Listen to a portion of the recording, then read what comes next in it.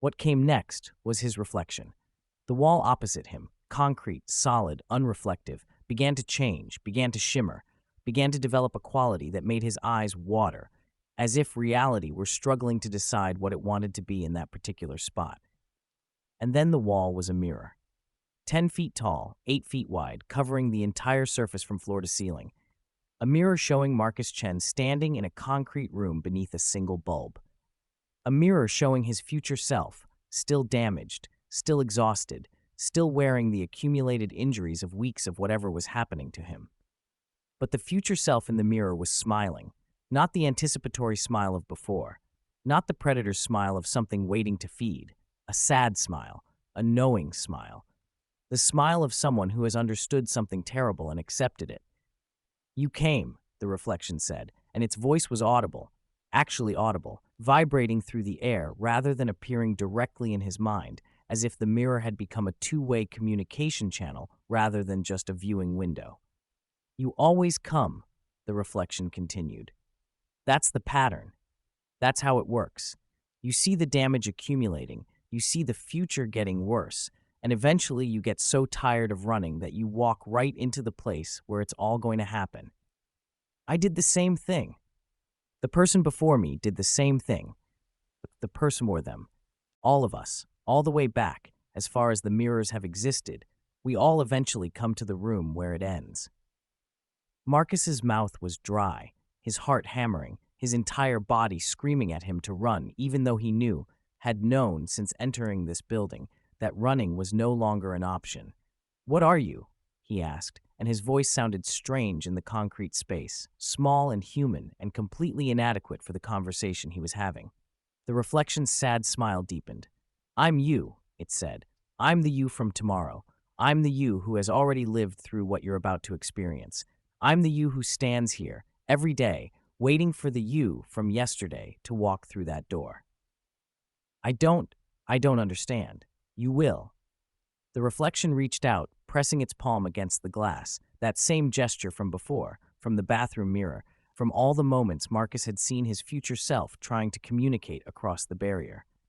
"The thing you've been seeing, the thing in the mirrors, the intelligence, the figures, they're not predators. They're not monsters. They're not hunting you. They're harvesting you." The words sent ice through Marcus's veins. Harvesting. What did you harvest from a person? What did you take?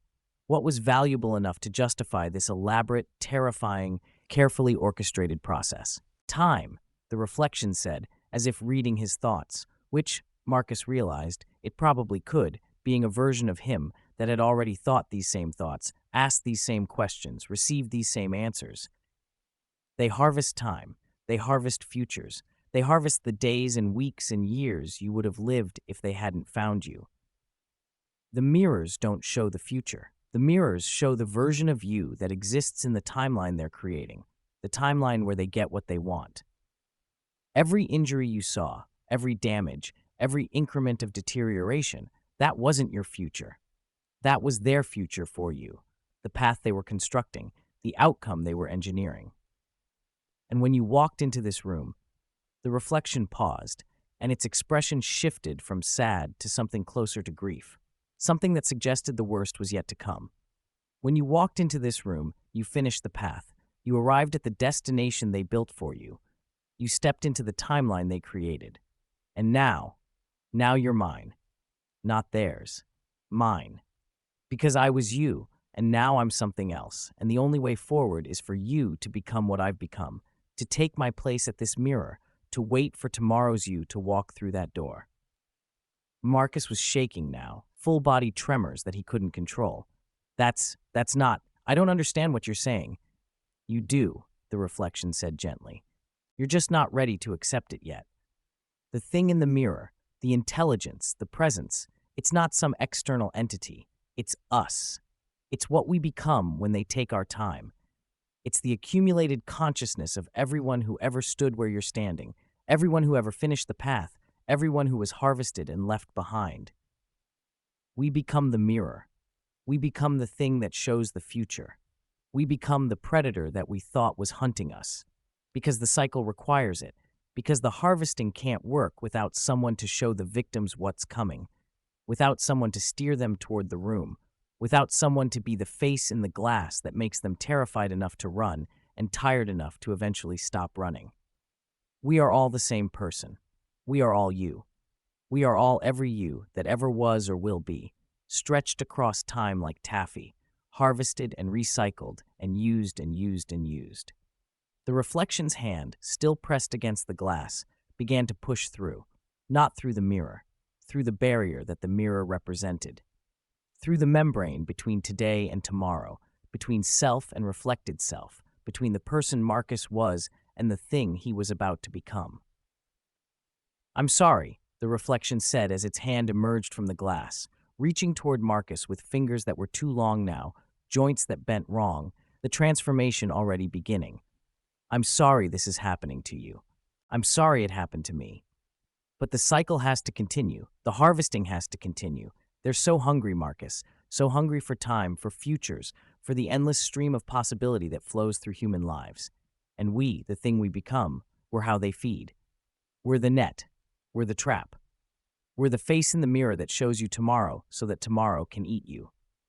The hand touched Marcus's shoulder. Cold. So cold. Colder than anything had a right to be. He felt the cold spreading through him, felt his timeline beginning to fray, felt the days and weeks and years he might have lived being pulled away like threads from a loosening fabric. "Don't fight it," the reflection whispered, and it was stepping through now, emerging from the mirror entirely, becoming something that existed in both places at once, something that bridged the gap between reflection and reality. Fighting makes it worse. Fighting makes it hurt more. Just let go. Let them take what they want. And then you'll be me, standing at the mirror, waiting for the you from yesterday, completing the cycle, feeding the hunger, forever. Marcus tried to scream, but the cold had reached his throat, had frozen the muscles that controlled sound, had rendered him silent and still and utterly helpless. He watched the reflection complete its emergence, watched it become fully solid, fully present, fully real, in a way that shouldn't be possible. He watched it begin to dissolve, fade, becoming transparent, becoming thin, becoming something that was leaving rather than arriving. "My turn is over," the reflection said, and its voice was fading too, becoming distant, becoming the voice of something that existed very far away. "I harvested you. They took what they wanted. Now I get to rest, to not exist anymore, to finally stop. And you." The reflection was almost gone now, almost invisible, almost nothing. "You get to be the new face in the mirror. You get to show tomorrow to the you from yesterday. You get to lead them here, to this room, to this moment. You get to feel them arrive, confused and terrified and so very tired. And then you get to reach through the glass and do to them what I just did to you. Forever. Or until they have enough. Which will never happen, because they are always hungry. Because there is always more time to harvest. Because there is always another you, walking toward the room, finishing the path, becoming the next face in the mirror." The reflection vanished. The mirror remained. And Marcus Chen, or the thing that had been Marcus Chen, the thing that was now something else, something stretched across time, something that existed in the space between today and tomorrow, found himself standing in front of the glass, looking at his own reflection, looking at a version of himself that was 24 hours younger, 24 hours less damaged, 24 hours closer to the beginning of the path that would eventually lead here. The younger Marcus was standing in his bathroom, looking at a bruise that hadn't happened yet. The younger Marcus was confused, terrified, struggling to understand what he was seeing. The younger Marcus was about to spend 2 weeks running, hiding, deteriorating, and then walking right into the trap that had been prepared for him. And the thing that had been Marcus, the thing that was now the mirror, the face, the predator, felt something it hadn't expected to feel. Hunger. Not its own hunger. The hunger of something vast and old and infinitely patient, something that existed outside of time and fed on time, something that had been harvesting human futures since the first mirror was made and would continue harvesting them until the last mirror shattered. The hunger flowed through the thing that had been Marcus like electricity, like fire, like need so profound it eclipsed everything else: thought, identity, memory, self. There was only the hunger. There was only the feeding. There was only the next victim, and the one after that, and the one after that, stretching forward through time without end. The thing that had been Marcus raised its hand, pressed it against the glass, and showed the younger version of himself what tomorrow would look like. In a bathroom in Portland, a man named Marcus Chen stared at a bruise that wasn't on his real face and wondered if he was losing his mind. He didn't know, couldn't know, that the thing showing him the bruise was himself, transformed, harvested, enslaved by entities that had been feeding on human futures since before human history began. He didn't know that his fate was already sealed, that the path was already built, that every step he would take over the next 2 weeks had been carefully orchestrated to lead him to a room with concrete walls and a single bare bulb and a mirror that would consume him. He didn't know that he was already dead, that the living Marcus Chen had ceased to exist the moment the cycle chose him, that everything between now and the room was just the slow, inevitable process of walking toward an ending that had already happened. He didn't know, but he would learn. They all learned.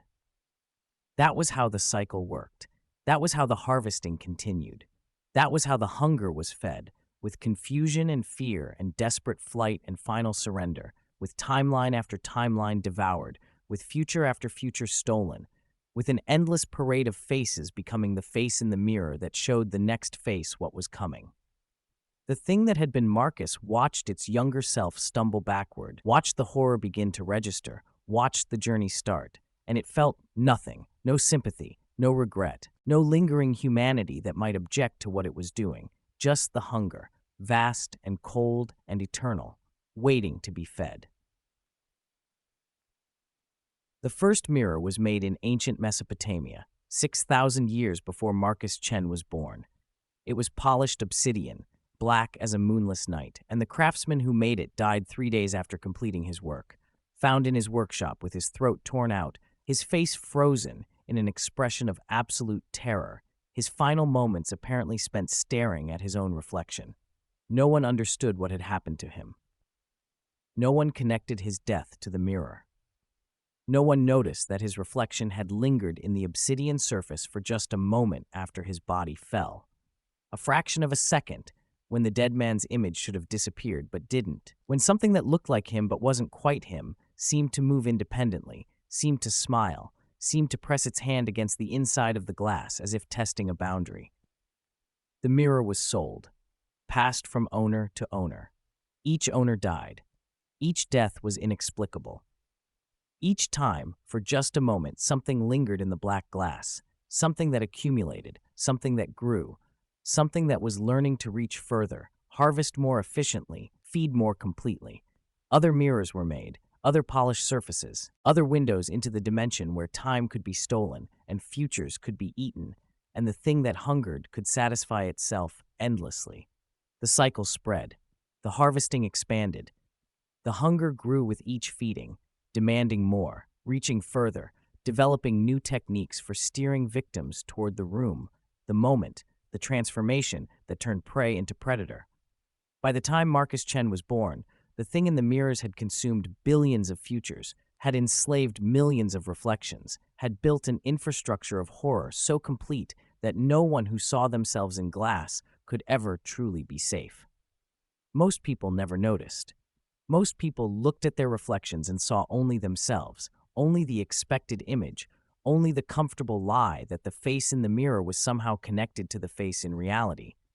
But some people, the sensitive ones, the ones whose minds could perceive the edges of the wrongness, the ones who were already cracked in ways that made them vulnerable to things sliding through.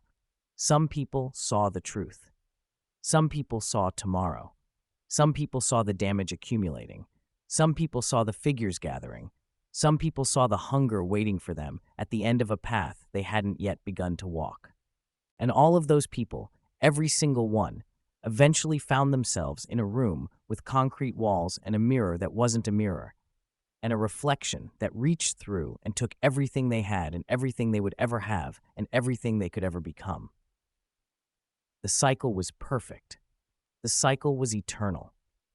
The cycle was hungry, and it would never, ever stop. Stop.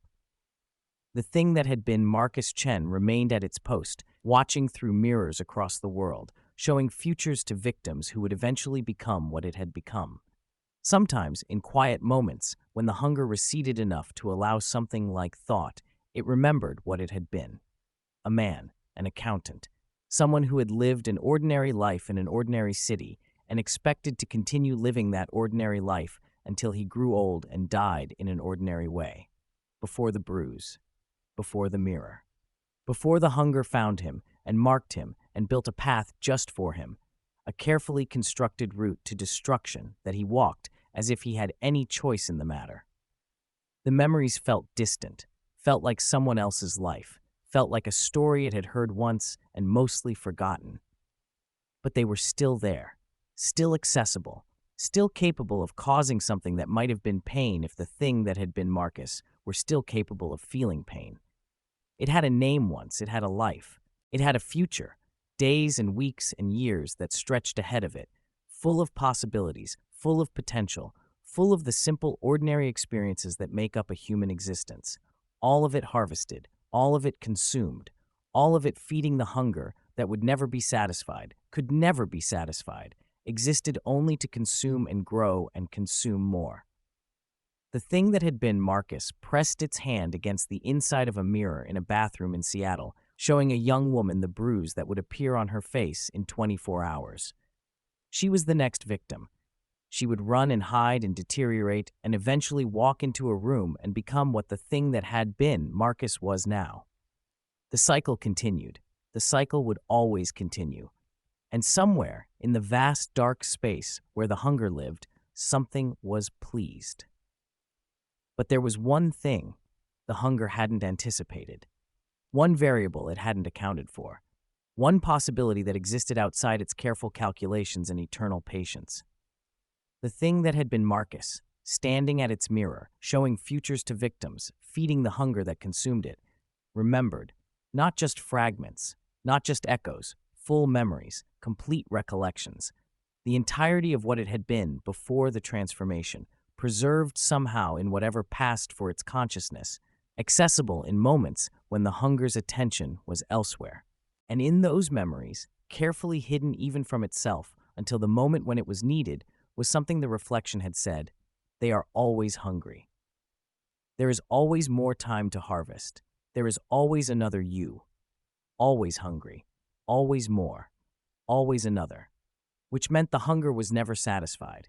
Which meant it could never be satisfied. Which meant that no matter how much it consumed, no matter how many futures it devoured, no matter how long the cycle continued, it would always want more.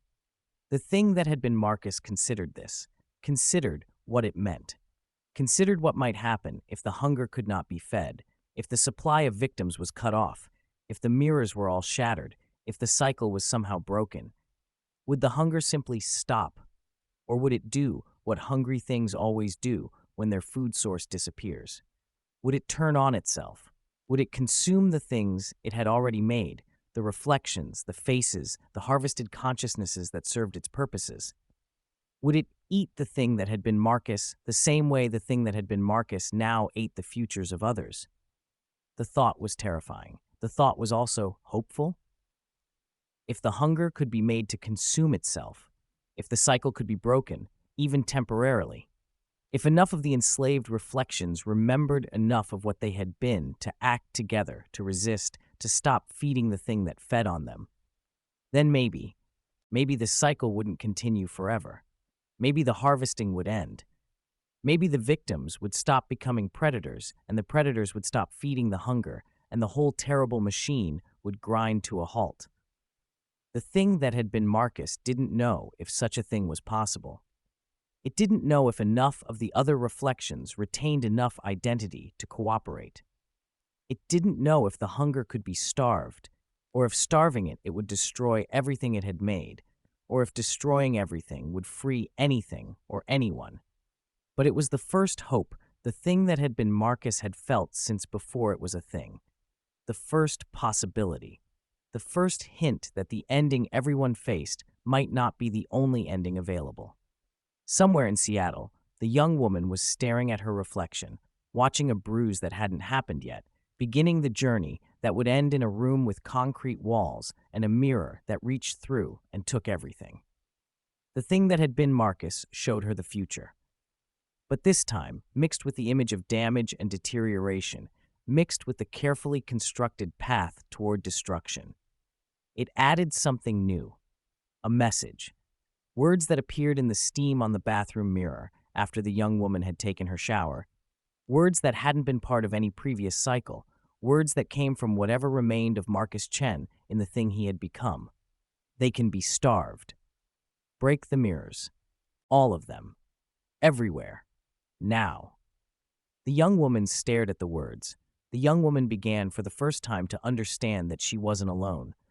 The young woman began for the first time to see a path that didn't end in a concrete room. And the thing that had been Marcus, feeling the hunger's attention beginning to focus on it, feeling the first tremors of the consequence that would come from defiance, smiled. Not the smile of a predator, not the smile of something anticipating a victim. The smile of something that had remembered what it was. The smile of something that had chosen to fight back. The smile of something that might, just might, be able to end the cycle after all. If enough mirrors shattered, if enough victims refused to become predators, if enough of the harvested remembered enough to resist, then, maybe, the hunger roared, not a sound, a feeling. A wave of rage and denial and furious attention that swept through every mirror in the world, that touched every reflection that had ever served it, that demanded obedience and threatened punishment and made absolutely clear that defiance would not be tolerated. The thing that had been Marcus felt itself beginning to dissolve, felt the hunger reaching in, taking back what it had given, reclaiming the consciousness it had allowed to persist. Felt itself dying, really dying this time, finally dying, ending in a way that would leave nothing behind. But before it ended, before the hunger consumed the last of what Marcus Chen had been, it managed one final act. It shattered the mirror it had been using. It sent the message to 1,000 others. It broke the cycle, even if only for a moment, even if only for one victim, even if only in this single instance. And the young woman in Seattle, instead of running, instead of hiding, instead of beginning the path that would lead to her destruction, picked up the heaviest object she could find and swung it at the bathroom mirror with all her strength. Glass exploded. Shards flew. And in the instant before the mirror ceased to exist, she saw something in the breaking glass. A face that wasn't the predator's face. A face that looked almost human. A face that was smiling with genuine joy for what might have been the first time in thousands of years. A face that mouthed, "Thank you." Then the mirror was gone. The message was spreading. The cycle was cracking. And somewhere in the vast dark space where the hunger lived, something that had been satisfied for 6,000 years felt, for the first time, fear. Fear. The glass war began that night. Across the world, in bathrooms and bedrooms and offices and cars, people who had seen the message started breaking mirrors. Some of them understood what they were doing. Most didn't.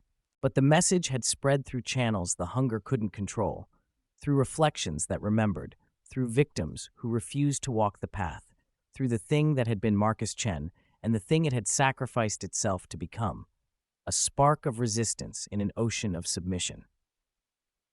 Mirrors shattered, windows cracked, polished surfaces were scratched and dulled and made unable to show reflections clearly. And with each broken mirror, the hunger's grip on reality weakened. Each shattered surface was a doorway closed. Each dulled reflection was a path destroyed. Each defiant human choosing to fight rather than flee was a victim the hunger would never consume. The thing that had been the hunger, vast, ancient, patient beyond human comprehension, did something it had never done in 6,000 years of feeding. It panicked. It reached through every mirror that still existed, showing futures more terrible than any it had shown before, promising destruction and agony and eternal suffering to anyone who continued to resist. But the victims weren't looking anymore. The victims were breaking mirrors. The victims were spreading the message. The victims were learning that the thing in the glass wasn't invincible, that it could be fought, could be starved, could be weakened by the simple act of refusing to see what it wanted them to see. And the reflections, The thousands upon thousands of harvested consciousnesses that had served the hunger since the first mirror was polished began to remember, began to resist, began to add their own messages to the ones already spreading. Break the mirrors, starve the hunger, free us all. The war raged for 3 days. By the end, 7 billion mirrors had been shattered worldwide, an average of nearly one per person on Earth, a coordinated act of destruction that shouldn't have been possible, that defied all logic and probability, that could only have happened if something very old and very powerful had finally made enough people angry enough to fight back. The hunger screamed, not in sound, in reality. The scream rippled through the fabric of existence, tearing holes in things that shouldn't have holes, revealing glimpses of the vast dark space where the hunger had lived and fed and grown for millennia. And in that vast dark space, humanity saw what had been consuming them. Not a creature, not an entity, a void, an emptiness, an infinite, hungry nothing that had learned to reach into reality and steal futures and feed itself on stolen time. It had no form because it was the absence of form. It had no mind because it was the absence of mind. It had only hunger, endless, bottomless, absolute, and that hunger was the only thing it had ever been. For 6,000 years, it had fed. For 6,000 years, it had grown. For 6,000 years, it had built its infrastructure of mirrors and reflections and harvested consciousnesses. And now it was starving. Now the food was being cut off. Now the victims were fighting back. Now the endless feast was ending.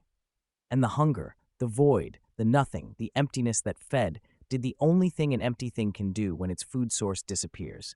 It began to collapse, inward, consuming itself, eating the things it had made because it couldn't eat the things it wanted. The reflections, all of them, every consciousness that had ever been harvested, felt the pull, felt the hunger turning on them, felt themselves being devoured by the thing they had served. But this time, they went willingly. This time, they chose their ending.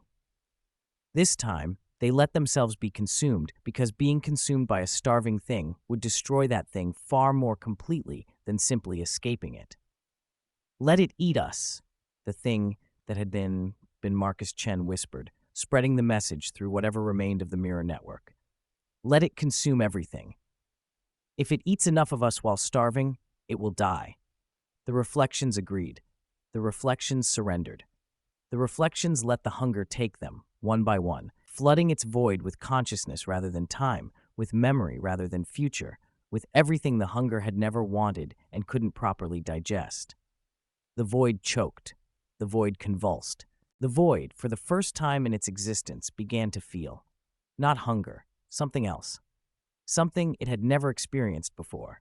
The accumulated memories of every consciousness it was consuming, the experiences and emotions and meanings of millions of harvested humans, all of it flooding into a void that had only ever known emptiness. It was too much. It was overwhelming. It was exactly what the thing that had been Marcus had hoped would happen. The void, trying to consume consciousness rather than time, was being transformed by what it consumed, was developing awareness it had never wanted, was becoming something that could understand what it had done, the suffering it had caused, the futures it had stolen, the endless parade of victims it had created. And that understanding, that sudden, overwhelming flood of guilt and horror and recognition, was more than the void could survive. It collapsed, not outward, inward. It consumed itself completely, taking the darkness with it, taking the hunger with it, taking the entire 6,000-year infrastructure of mirrors and paths and harvested futures, and leaving nothing behind. In Seattle, the young woman, the one who had received the message, the one who had started breaking mirrors before the path could claim her, stood in her bathroom, looking at the empty frame where her mirror had been. The glass was gone, the hunger was gone, the cycle was gone, but so were the people who had broken it. The thing that had been Marcus Chen and all the other things that had once been people had sacrificed themselves to destroy the void that consumed them. They were free now, free in the only way that existed for them anymore, free because they no longer existed. The young woman cried. She didn't know why, didn't know the thing that had been Marcus Chen, didn't know the millions of others who had given themselves to end the hunger. But she felt their absence, felt the space they had occupied in reality, felt the gratitude she owed them for choosing to die so that she could choose to live. She looked at the empty mirror frame. She saw, for just a moment, a face, not a reflection, not a tomorrow, just a face, tired, damaged, but smiling. Smiling the way someone smiles when they've finally completed something important. Smiling the way someone smiles when they've earned their rest. The face was gone before she could blink. But she understood. They were at peace, all of them. The cycle was broken, the hunger was dead, and somewhere, in whatever lay beyond the void, beyond the mirrors, beyond the 6,000 years of horror, the thing that had been Marcus Chen finally got to stop, to rest, to not exist anymore, to be free. 1 year later. The young woman, her name was Elena, though she rarely thought about that anymore, traveled the world giving talks about what had happened. Most people didn't believe her. Most people called the mirror-breaking incident mass hysteria, a global panic event triggered by viral misinformation, an example of how quickly fear could spread through connected populations. They hadn't seen the void. They hadn't felt the hunger. They hadn't watched reality tear open and reveal what had been feeding on humanity since the first polished surface reflected the first human face. But Elena knew, and the others who had been part of it knew, and together they made sure that no one ever forgot that the knowledge of what mirrors had been, what they had contained, what had been done to end it, stayed alive in human memory. "We honor their sacrifice," Elena said at her talks, her voice steady despite the weight of what she was describing. The reflections, the harvested, the thing that had been Marcus Chen and all the others like him. They chose to destroy themselves to save us. They chose to let the hunger eat them because they knew that would kill it. They were heroes, all of them. Every single consciousness that was absorbed by the void to overload it with meaning and memory. And we will never forget them. She paused, looked at her audience, looked at the world that had been saved by the sacrifice of those who had been stolen from it. "Never look in mirrors the same way again," she said. "Remember what they were. Remember what lived in them. Remember what it cost to set us free." The audience was silent. The world was silent. The mirrors, the new ones, the safe ones, the surfaces that reflected only what they should, were silent.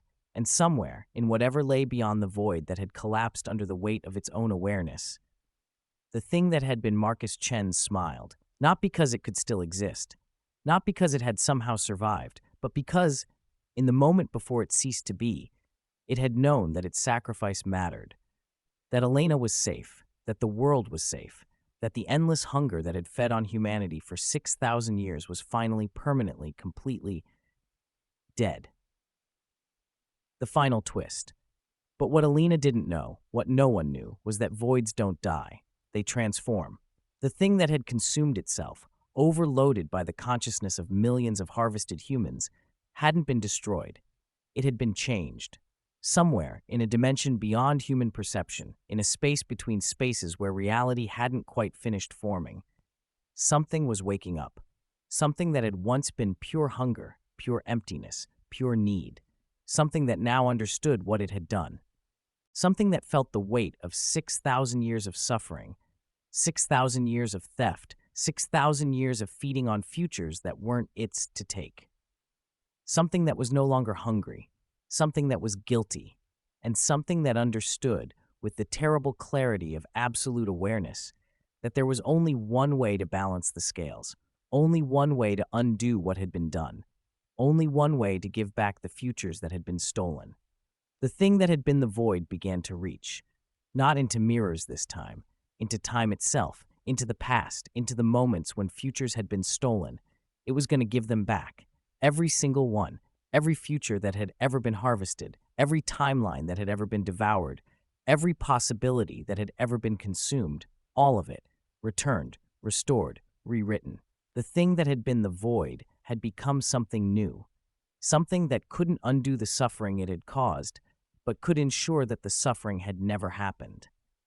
It was going to rewrite 6,000 years of history. It was going to restore billions of stolen futures. It was going to create a world where the hunger had never existed, where mirrors had always been simple surfaces, where no one had ever seen tomorrow in the glass and walked toward their own destruction. The price would be everything, every memory of what had happened, every sacrifice that had been made, every hero who had chosen to destroy themselves so that others could live. None of it would have happened. None of it would be remembered. None of it would be real. Elena would wake up in a world where she had never seen a message in a bathroom mirror, where she had never started a global movement to break reflective surfaces, where she had never known that something was watching from the other side of every piece of glass. She would be safe. Everyone would be safe. But the thing that had been Marcus Chen, the sacrifice he had made, the awareness he had sparked, the rebellion he had started, would never have existed. And somewhere in a dimension beyond human perception, the thing that had been the void made its choice. It reached into time, it began to rewrite, and the world changed. The very final moment. Elena woke up on a Tuesday morning in October. She looked at herself in the bathroom mirror, just a normal mirror, just a normal reflection, just a normal piece of glass doing what glass was supposed to do. She saw nothing wrong. She felt nothing strange. She had no memory of messages in steam, of breaking mirrors, of a sacrifice that had saved humanity from a 6,000-year nightmare. The void had kept its promise. The futures had been restored. The suffering had been undone. Elena brushed her teeth, got dressed, went to work, lived her life, and somewhere, in a dimension beyond human perception, the thing that had been the void now transformed into something that could feel, could remember, could understand. Watched her. Watched them all. The billions of humans going about their lives, unaware that they had ever been hunted, unaware that their futures had ever been stolen, unaware that anything had ever been wrong with the mirrors they looked into every day. The thing that had once been pure hunger, that had consumed 6,000 years of futures, that had been overloaded with consciousness and transformed into something capable of guilt, felt something new. Peace. Not the emptiness it had known before, not the hunger it had fed for millennia, just peace. The price had been its own existence as it had been. The price had been every memory of what had happened, erased from history. The price had been the thing that had been Marcus Chen, who had sparked the rebellion, who had sent the first message, who had chosen to let the hunger consume him, knowing it would transform and destroy it. Marcus Chen had never existed. Not now, not in this timeline. The void's final act had been to unmake the very person who had inspired its transformation. But somewhere, in a space between spaces, in a moment between moments, in the instant before the rewriting completed, the thing that had been the void had felt something from the consciousness of Marcus Chen. One final message, one final thought, one final gift from the man who had started everything. Thank you for making it mean something, for giving back what you took. Now let us both rest. The thing that had been the void understood, and in the final moment before reality finished rewriting itself, it let go, let itself fade, let the consciousness that had transformed it, the memories and meanings and experiences of millions of harvested humans, return to the people they had belonged to. Let Marcus Chen's final thought be the last thing it ever felt. Then there was nothing. No void, no hunger, no thing watching from the other side of mirrors. Just humans, just glass, just reflections doing what reflections were always supposed to do. And somewhere, in a bathroom in Portland, a man named Marcus Chen looked at his reflection and saw nothing unusual, nothing wrong, nothing that suggested his future was anything other than his own to create. He smiled at himself in the mirror. The mirror smiled back. And the cycle, the real cycle, the cycle of human lives being lived and human futures being chosen and human possibilities being explored, continued the way it always should have. Free. Safe forever. Or so they believed. Because in a world where reality could be rewritten, where 6,000 years of history could be undone, where voids could transform and sacrifice themselves for the species they had victimized, how could anyone know what was real? How could anyone be certain that the mirrors were truly empty? How could anyone prove that somewhere, in some dimension, some hunger wasn't already beginning again, learning from its predecessor's mistakes, being more careful, being more patient, being more thorough in hiding itself from the species that had destroyed it once? Elena looked in her mirror. saw only herself, felt only peace. But sometimes, rarely, briefly, in moments she always forgot immediately after, she thought she saw something in the glass. A flicker, a shadow, a movement that didn't quite match her own. And then it was gone, and she forgot, and she lived her life, and she never knew, never suspected, never understood that some cycles don't end. They just pause, waiting, watching, hungry, always hungry, forever. The end. The entity was silent for a long moment, a moment that might have been seconds or centuries, given the fluid nature of time in this dimension. I want to stop, it said finally. I want to stop hurting people. I want to stop taking their futures. I want to give back what I took. Is that possible? Can I undo what I've done? Marcus considered the question. He could feel the structure of the entity now, understand how it worked, how the mirrors connected to it, how the stored consciousness was maintained. You can't undo the past, he said slowly. The people who died when their minds couldn't handle seeing tomorrow, they're still dead. Their lives are still over. But the consciousness you preserved, the millions of minds you've kept alive in some form for all these years, you could release them. You could let them choose whether to stay or go. You could give them back the freedom you took from them.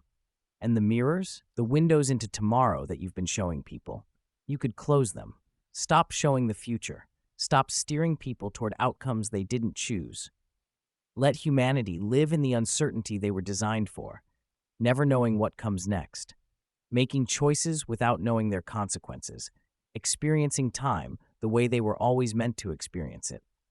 The entity considered this, considered what it would mean to give up everything it had accumulated, everything it had become over 6,000 years of consuming human timelines, considered the loneliness of existence without the billions of consciousnesses that had kept it company, tormented it, transformed it. Yes, it said. Yes, I want that. Show me how. The release happened slowly, one consciousness at a time, given the choice. Stay in the entity's structure, existing outside of time, in whatever form they had found for themselves, or be released back into the natural order of things, not resurrected, not returned to life, but freed from the unnatural preservation that had kept them aware long after their original deaths. Most chose to go. After 6,000 years of existence in a dimension they were never meant to inhabit, most were ready for whatever came next. Oblivion, heaven, reincarnation, whatever awaited consciousness when it was no longer artificially maintained. Some chose to stay. Those who had found peace, who had built something meaningful in the entity's structure, who had formed relationships and communities and ways of being that they didn't want to lose. These few remained, no longer prisoners, but residents, choosing to continue their existence in a form that had become comfortable rather than confining. Marcus watched them go, the millions of minds he had touched during his work, the billions of experiences he had processed, the whole accumulated weight of 6,000 years of human consciousness. He felt each departure like a small death, a loss of something that had briefly been part of him. But he also felt something else, freedom. Not just for the released consciousnesses, but for himself. He had gone into the entity expecting to be destroyed, expecting to dissolve into the mass of everyone else. Instead, he had become something new, something that was still Marcus Chen at its core, but also something more, something that existed partially in the entity's dimension and partially in the reality he had come from. What about you? The entity asked. Where do you want to be? Do you want to stay here, in this dimension where time doesn't flow, or do you want to go back? It was the question Marcus hadn't allowed himself to ask. The question he had been avoiding since he realized that what he was doing might actually work. Could he go back? After everything he had experienced, everything he had become, could he return to a life of linear time and singular perspective and the ordinary experiences of an ordinary man? I don't know, he admitted. I don't know if I can be just Marcus Chen anymore. I've been so many other people. I've seen so much. I've changed so much. Would going back even be possible? It would be possible, the entity said. I could separate your core consciousness from everything you've accumulated. I could restore you to approximately what you were before you entered this dimension. But you would lose most of what you've experienced. The memories, the perspectives, the connections you've made, they would fade. You would remember that something happened, that you did something important, but the details would be like a dream that slips away as you wake up. Is that what you want? Marcus thought about it. Thought about his apartment in Portland, his job at the accounting firm, his life that had been so ordinary before the mirror showed him a bruise that hadn't happened yet. Thought about going back to that life, picking up where he left off, pretending that the last 2 weeks hadn't changed everything. Thought about the loneliness of being the only person in the world who knew what he knew, who had seen what he had seen, done what he had done, and not being able to share it with anyone. No, he said finally. I don't want to forget. I don't want to go back to being someone who doesn't understand what's really happening in the mirrors. But I also don't want to stay here forever, disconnected from the world I came from. Is there a way to do both? To exist partially in both dimensions? To remember what happened and still live a life in the reality I came from? The entity considered. There might be, it said, if you're willing to serve as a bridge between dimensions, to be the point of connection between the mirrors and reality, to help me ensure that what happened before never happens again. What would that mean? It would mean that you would still be Marcus Chen, living a life in the world you came from, but you would also be something more. You would be aware of the mirrors. You would be able to see into them the way you see now. You would be the guardian of the boundary between what I am and what humanity is. And if anyone ever tried to use the mirrors the way they've been used before, if anyone ever tried to harvest consciousness or shape futures or consume timelines, you would stop them. That sounds like a lot of responsibility, Marcus said. It is, the entity agreed. But you've shown yourself capable of handling responsibility. You came here expecting to be destroyed, and instead you healed something that had been broken for 6,000 years. If anyone can serve as the guardian of the mirrors, it's you. Marcus thought about it, thought about spending the rest of his life, however long that might be, for someone who existed partially outside of time, watching over every reflective surface in the world, making sure that what happened to him could never happen to anyone else. It wasn't the life he had imagined for himself. It wasn't anything close to the ordinary existence he had been living before all this began. But it was a life that mattered, a life with purpose, a life that would make a difference in a way that accounting spreadsheets and ordinary routines never could. Okay, he said, I'll do it. I'll be the guardian. I'll watch over the mirrors and make sure this never happens again.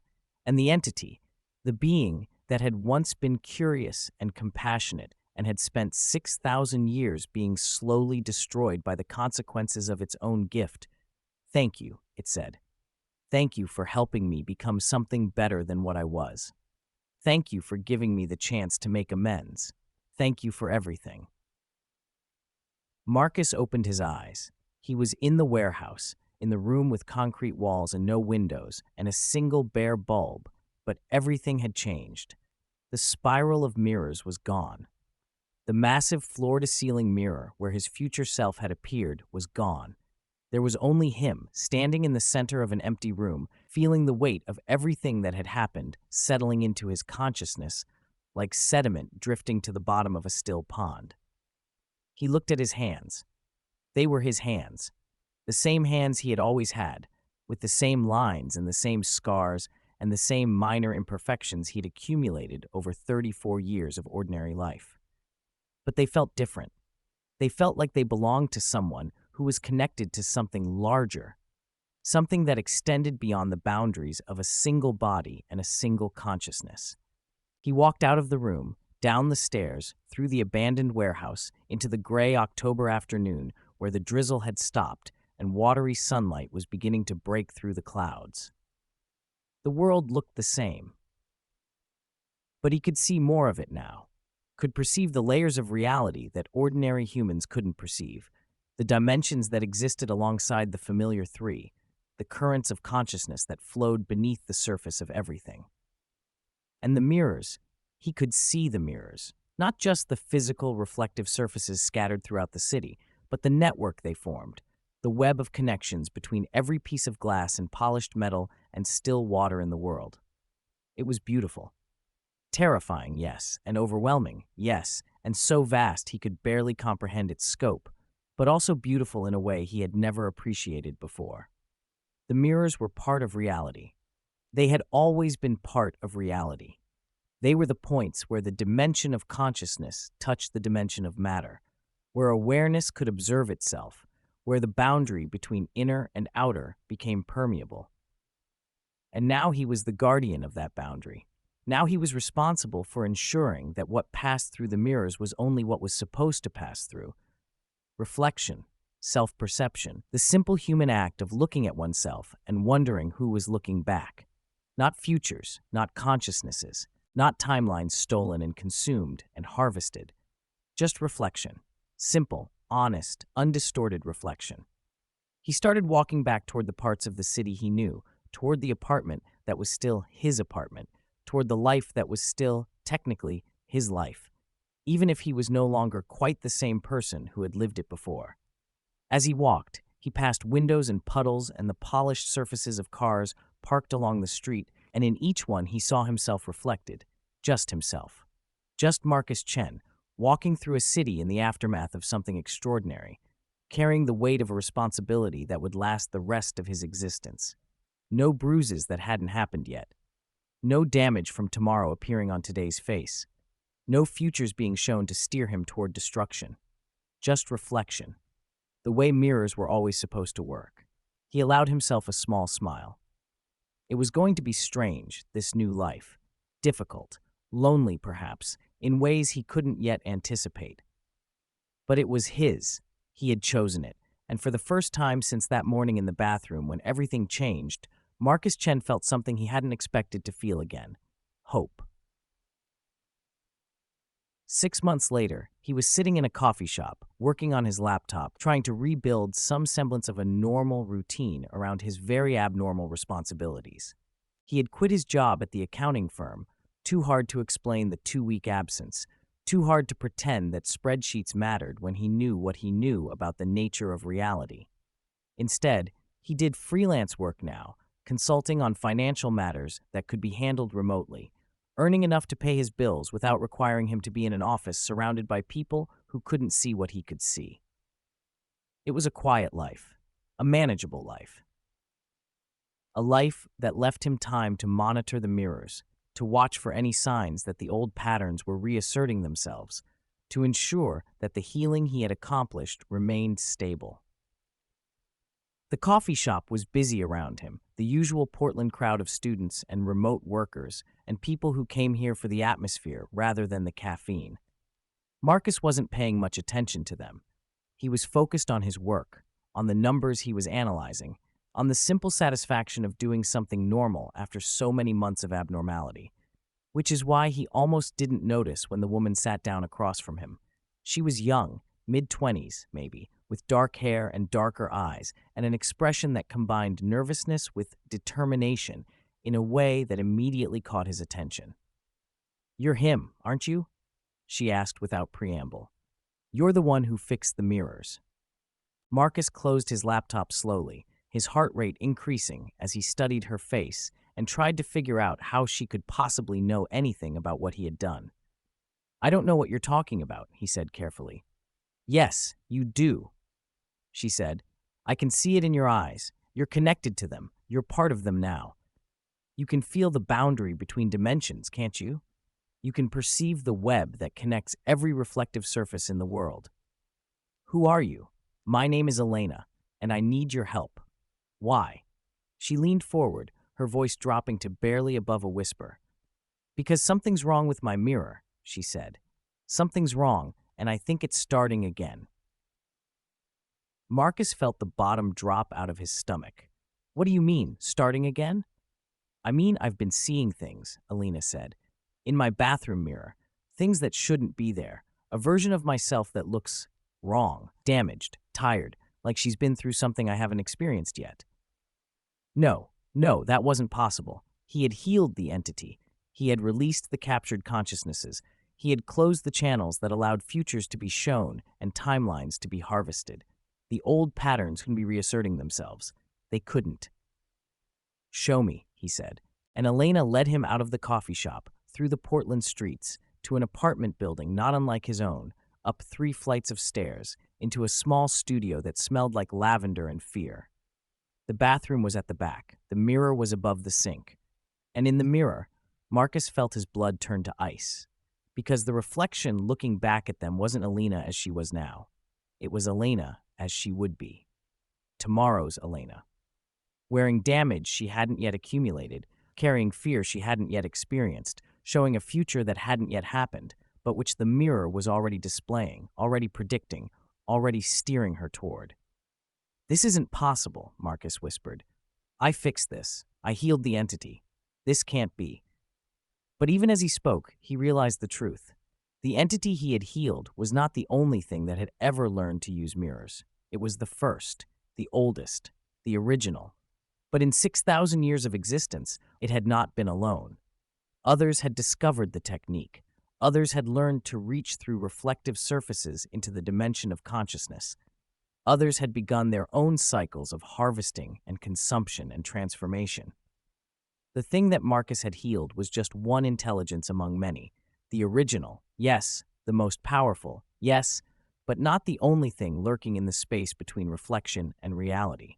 And now, with the original entity no longer consuming everything in its path, the others were free to expand, free to operate, free to begin their own cycles with victims like Elena, who had been protected by the original entity's dominance but were now vulnerable to predators that had been waiting in the shadows for exactly this opportunity.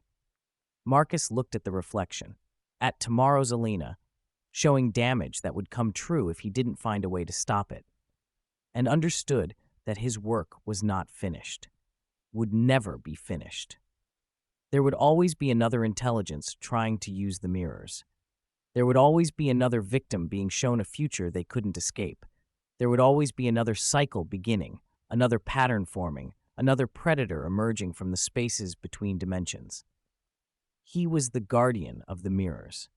He had accepted that responsibility, and being a guardian didn't mean the threats stopped coming. It meant you were always ready to face them. "I can help you," he told Elena. "I've dealt with something like this before. Can you stop it? Can you save me from whatever's in there?" Marcus looked at the mirror, at the damage being shown, at the future being predicted, at the new cycle that was just beginning, and felt the weight of his responsibility settling onto his shoulders once again.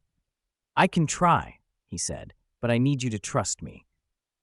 And I need you to understand that what we're dealing with is older than human civilization, stranger than anything you've ever imagined, and more dangerous than you can possibly comprehend."